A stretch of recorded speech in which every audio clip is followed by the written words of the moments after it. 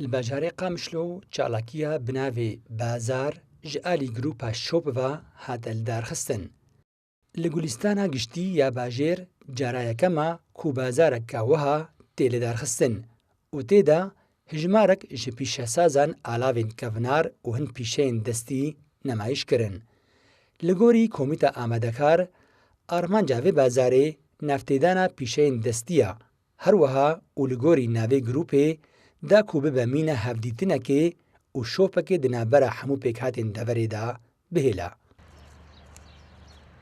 بازارا ما سوقك خيري البجار قامشلو اول چالاكي زمانك دا افتش جمع چيدبه بس تاتي ما تدا تشتي ام نكار من سوق هرتم هبن تشتنا مميزا تشتنا نموجودا ما تخص توك علي كاريك بيج ملته مرة وج حديقة مشتلي رجيكي وك حركاكي من بجار خوشي بك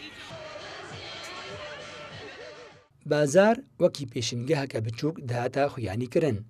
فرۆشکەرên کەرەستەیان dibêjin ku armanca wan nefirotine ji ber ku piraniya keresteyan û entîkeyên nemayîşkirî bi nirxekî erzan têne firotin.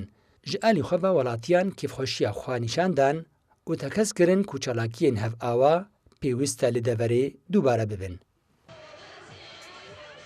روجا اول دوی چالاکیه دز بینم گلکی چالاکی هجایه و از نهال پرتوخانی مشخور کتاب نبرنه و ذهین گرا خو بردوام بکم اف جارا اولی چکی ولو بازار قامشلو چه دبه ام گلکی کیف خوشم به چالاکی از دبینم جماوری گلکن و خلق جی پی کیف خوشن از گلک حوالی خل ورد بینم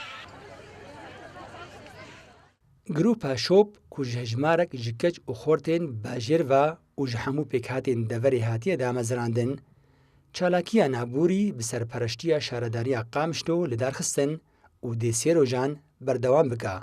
Berpirsên grûpa şop dibêjin ku egera bazar li hemû bajarên deverê bête li darxistin û di paşarojê de hewldanên wan hene ku bibe mîna festîvaleke herêmî û bazirganên ji derveyê Rojava beşdariya bazarê bikin.